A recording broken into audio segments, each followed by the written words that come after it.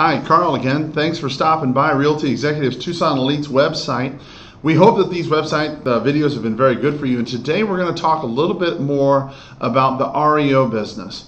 Now REO, okay, as you already know, REO simply stands for real estate owned.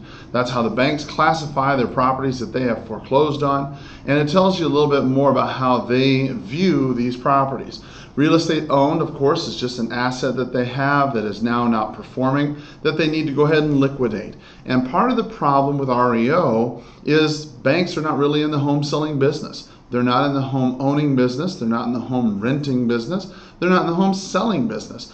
So where they are in the home finance business. And so whenever they have a non-performing asset, that's when they really want to go ahead and take that time to make it either correct and performing again through loan modification or their asset management part of the business, or they go ahead and liquidate it, which is another separate part of the bank as well. A couple things you need to understand about banks. Banks like Chase, Wells Fargo, Bank of America, things of that nature. They try to not sell their own homes themselves. Some of the smaller banks, of course, will go ahead and use outsourcing. They will go ahead and use other sources like Litton Loan Servicing. They will use LPS, which is another corporation. They will use One West Bank, things like that. They will go ahead and kind of help sell their properties through some of these other venues as well, because they don't really want to get their hands dirty. And so they'll go ahead and have an asset management service handle it for them. So that's one thing that you need to understand.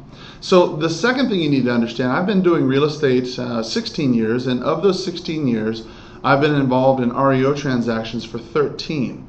So this is 2012, and remember 13 years ago, there was really nothing to be had in REO. I mean, the market was good, the market was going up, people were buying and selling homes with no problems. If people were running into foreclosure problems, they were coming behind, they could sell their home. They were upside down, would really be no problem for them at all. And so back then, I decided that, at some point, this market will decrease. I had seen it happen once before in Charleston, South Carolina during the late 1990s, and I felt that it would be the same way again in Tucson. And so what I decided to do after speaking with a couple other agents, then I discovered about REO. Now, how I got into the REO business, I'll be very honest with you, I just kind of fell into it. It was something that I wanted to do, but I didn't know how. Now, the way that it was taught to me, I'll tell you, it's probably one of a million ways to get into the business. And there are a lot of other great REO agents who could tell you a whole lot more. A couple people that I would probably give a lot of kudos to would be Bob Zachmeyer with Win 3 Realty here in Tucson. You can probably find his videos on YouTube as well as other places. Bob does a tremendous amount. And I also know that he does some coaching as well regarding this subject. But for now, this will get you started. Basically, with REO, you need to understand that the banks don't know you, okay? And now it's fashionable. In 2012, everybody wants to get into REO. So the problem is, how do you break into it?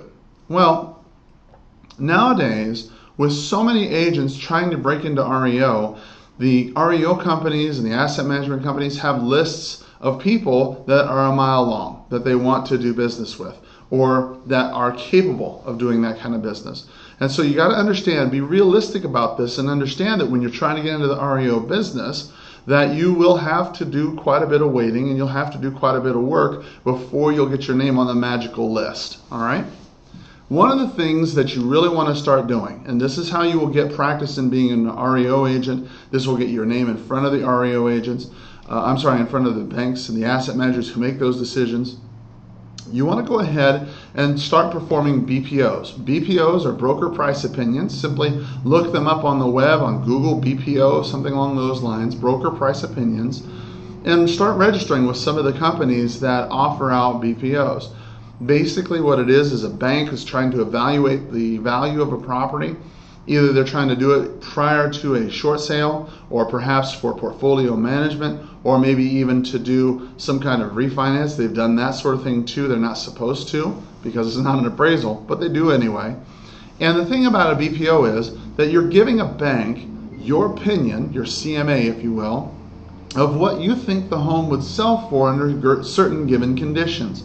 a 30-day sale, a 90-day sale, a quick sale. Any of those conditions can factor in, and they're going to want to know, what do you think it's worth, okay? Sometimes they're going to ask for pictures.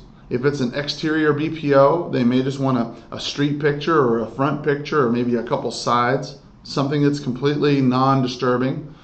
If it's an interior BPO, it's where you're actually physically going into the home with the homeowner's permission, checking things out, taking a look at damage, taking pictures of every room, and then conveying all that information with comparables that you find to the bank itself.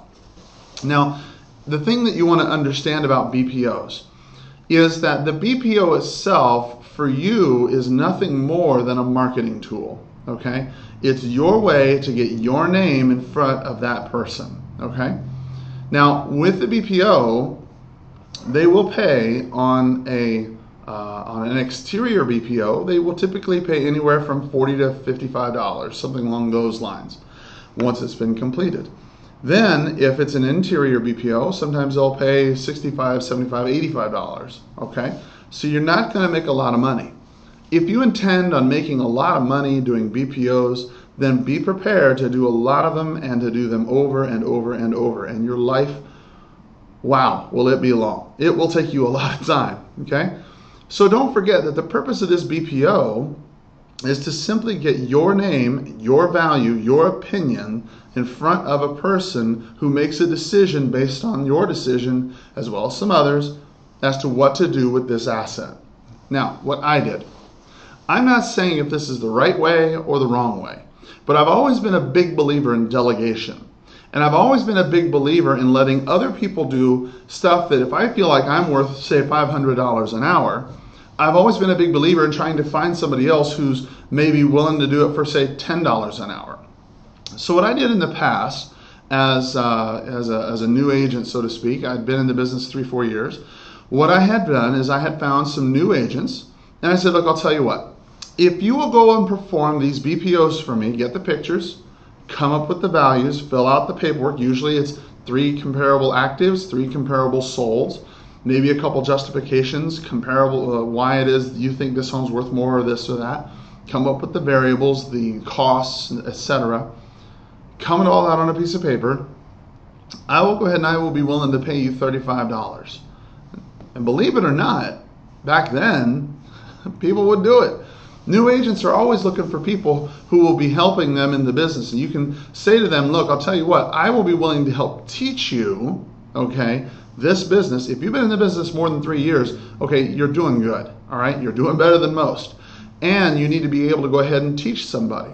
So why don't you take the knowledge that you know and say, I'll tell you what, I will teach you a little bit what I know, how you can survive in this business, and I will help pay some of your expenses. I'll give you $25 a BPO. If you will be willing to go out, because you got to do CMAs anyway, you might as well just do it for these and do it for now and get paid for it. You would be shocked at how many people will actually do this. And what will happen is they will go out, they will get those values, you have them fill out the paperwork, and then before they actually go ahead and submit this paperwork to the bank, you review it and you make sure that it's okay, and you make sure that all these values are what you think they are. And then you go ahead and submit that to the bank with your name on it. You pay them the money, and then hopefully the bank will go ahead and pay you back. Well, the net to you, obviously you make about half that fee. You make 25 bucks. You've had to review things. That's your experience and consulting fee, if you will. Now, I don't know if that's the right way to do it. I don't know if that's the wrong way to do it, but that's the way I did it, and it worked for me. I sent out hundreds of BPOs, okay? But I only went personally to do BPOs maybe, I don't know, 20 times, 30, okay? And that was before I got wise to the idea that you can delegate some of this work out to a licensed professional who's just like you, who has a little bit more time. As this progressed, all right, banks started taking notice of my name over and over and over. The asset managers see your name over and over and over. Then they will be able to go ahead and assign properties to you if the original agent didn't sell it. It's a lot like an expired listing. They say, well, Karl saw this house on such and such date, and he said it was worth such and such. We had it with Joe Blow. Joe Blow didn't sell the house. Let's talk to Karl. And that is how I got my first listings. From that point, you start building these relationships with these REO lenders. And then when these REO lenders change companies, which they do quite frequently, or they get, taken over by others, all right, what they will do then is bring their Rolodex with them. And I had a really great contact at Bank of America that used to work at National City. When National City got taken over, she went to Bank of America, and now I've got a contact there. You want to keep up with these people, okay? Now, the thing I want to caution you on, when you start talking about going into REO, all right, the thing that you need to be aware of is that when you are looking to do REO property, it is not as easy as you may think. You may think, hey, this is great. I don't have to make any presentations. All I got to do is sit back and watch the money roll in, sit back and get the assignments, go do a BPO, and I'm good to go. That's not that easy, and I'll tell you why. When you are actually doing REO property, okay, you have a lot of things that you have to contend with. First, and probably foremost, is going out to the property in the very beginning when they assign it to you, after it's been foreclosed, and see if anybody's living there. If there's somebody living there, then you have to offer them what's called cash for keys. The cash for keys program is essentially trading them moving out quicker, and the bank gives them some money. So you are essentially the guy with the black hat tying grandma to the railroad tracks. In order for them to move out, you got to be the bad guy and give them money. Now, there's a lot of agents in Tucson who do this who are not necessarily very nice, but you can be a nice guy about it and try and help these people out of their situation. Now, that's one aspect of it. So if you're okay with meeting a single parent with their 3 kids and telling them that they have $500 and 3 weeks to move out of the property, if you're okay with that, then listen on. If you're not okay with that and that's a problem for you, then I would say, hey, time to go ahead and start web surfing, because right now the rest of this is not going to get any easier. The next part of it, once you've actually tossed them out of the house, okay, is being able to go ahead and perform the monthly BPOs. Every month, usually either every month or every other month, you need to perform another BPO and be prepared to tell them what you think the home will actually sell for. Keep in mind that they have another agent who's coming in behind you, or maybe an appraiser, who doesn't necessarily sell property. And they will tell them, you could tell them, and I've had this, I swear to God, happen. $160,000 is what I told them. They listed it at $190 based on what this appraiser had told them. And then for 3 months it sits there and it doesn't sell. Well, you may think, well, okay, maybe it's just timing that they have to learn, right? Well, the problem is that you get graded upon your performance. The difference between what it sells for and the difference between what it lists for, the variable there, you get graded on. So if you say it's worth 160 and let's say it sells for 170, that's not so good for you. Likewise, if you say it's worth 160 and it only sells for 140, that's not so good for you either. So you have to be really good at pricing. The next thing about REO that you really ought to know is that every week, every 2 weeks, depending on the company, they're going to want you to stop by or drive by the property and make sure that it's okay, that the kids haven't come in there and ripped out the copper piping, that there's not been a bunch of leaks, that there's not been a bunch of squatters or drug dealers or anything like that. So you have to be prepared to go into some of these situations where there are it's a little bit less than safe, all right? Problem with the real estate that you will find that is foreclosed, many times it's not in the greatest of locations. Sometimes it may be out in the middle of nowhere, maybe a manufactured home. I've sold meth homes, for Christ's sake, out in the middle of nowhere, where I've had the sheriff's department go out with me. I've sold homes that were used by illegal aliens. I mean, it's quite an experience when you see some of these places. And you have to be understanding that this will not be a comfortable business sometimes. The other part of REO business that you need to understand is that you will be responsible a lot of times for the maintenance and upkeep of those properties. So for example, they will a lot of times have their own companies, Safeguard or some of these other ones, to go ahead, take out the property, trash it out, get all the trash out of the place, rekey it, clean it up, get ready to sell. However, some of the smaller cases, the smaller places, the smaller banks, they will not have those services. And you'll be responsible for going out and hiring companies to go out, clean up the property, trash it out, rekey it, clean it up, send you the bill, You pay the bill. Yeah, that's right. You pay the bill. Okay, mind you, this home isn't even listed yet. You're paying a bill to clean a house on a home that isn't listed yet, and then submit that bill to the bank, and hopefully you'll get paid. Okay? Most of the time they're pretty good, but you have a lot of strict standards that you have to stand in because they have their own criteria and need to make sure their payroll is paid every 30 days. So for example, if I have incurred a $1,500 bill to pay for, cleanup and rekey and sales clean of a property, and I pay for it out of my checking account, then I need to take that $1,500 bill and submit it to the bank. The bank, I have to do that within 30 days. All right? And you may think, well, 30 days is no big deal. It is a big deal when you only have one property. It's not that big of a deal. But when you have 5, 6, 7, 8, 9, when you got a lot of properties, that's a lot of money going out, and you don't necessarily have the money coming in yet. Think about it this way. How many sellers do you have listed at this moment that would tell you, I'll tell you what, I will list my home with you, but I don't want to list it yet. I want you to go out and pay for that property to be trashed out, cleaned up, get ready for sale. Once you get that done, I'll sign the listing. You'd never, ever, ever do that under normal circumstances. So what's the difference here? The difference is, at least in this case, you know the bank is good for their word. And the seller, maybe not. But the bank, at least in this case, they're good for their word. Or, in the unlikely event that they include that in a portfolio sale, then they will be able to go ahead and at least reimburse you the amount. So that might be the only difference. But for any other seller, you'd never do that. The other thing about REO sales that you need to know.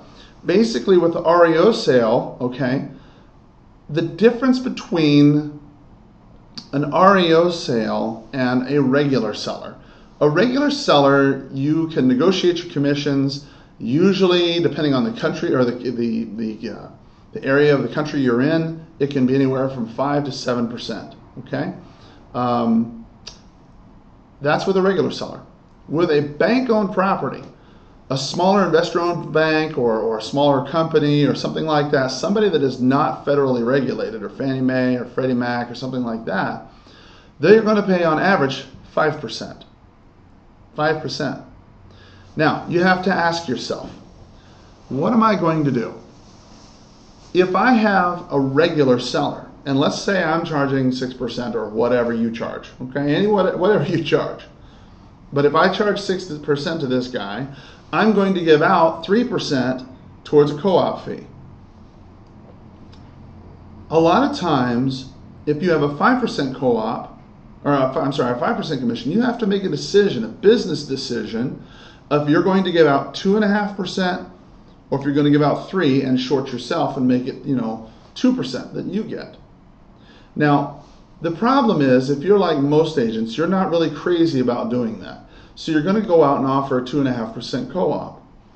And what you'll find more often than not is the buyer's agents in your community who have not done REO will go ahead and view this as a slap in the face. Hey, you're getting all these listings for free. You don't have to go out and fight for it like I do. And now I get shorted and I have to get paid 2.5%. I can't tell you how many times I've had that conversation with another agent where they feel slighted because they get a 2.5% co-op from me. The thing about it is that you need to understand is that you need to be sensitive to that other agent. They do not know, more often than not, the things that you know. They don't know that you have to front the money. They don't know the extra staff that you have to have. They don't know the extra billing and reports and everything else you have to do. It's not a walk in the park like they may think. And in fact, more often than not, even out of that 5% commission or 6% commission, if it's a 6% commission, you are dictated how much you have to offer out. 3% to the other agent, but that 3% to you, you may have to give a 45% referral fee to, back to the bank. So you see, you will not, unless it's a federally insured loan, Freddie Mac, Fannie Mae, something like that, you will not make a 6% commission, just a straight up 6% on a on anything other than a government-backed loan. I can't think of any private lender or investor who's paying 6%. There's probably some out there because I don't know everybody, but I've not come across them. And in 13 years of doing this, I can assure you the majority of people who are not federally funded in some way or insured, that they will go ahead and be paying out 5 or maybe 6 with a big referral fee. So hopefully these are a couple things I want you to understand when you're talking about going into REO property. If you've still decided to go into REO property after all of this, hey, great, good luck. It has been a lifesaver for me in many cases. But I will also tell you, it is not easy. And be prepared for getting your commission cut, being prepared for having the public relations nightmares that you have to deal with sometimes, the squatters, the danger, a lot of the other things that I haven't even mentioned yet. But again, it can be a source of business, but don't make it your only source. Because when it's your only source of business, you can really have a hard life. Anyway, I hope this has been of value to you. If it has, then feel free to go ahead and like, subscribe, and comment on the section below, and that'll help us go ahead and get a better rating so we can get even more viewers. Thanks a lot, and you have a wonderful day. Take care.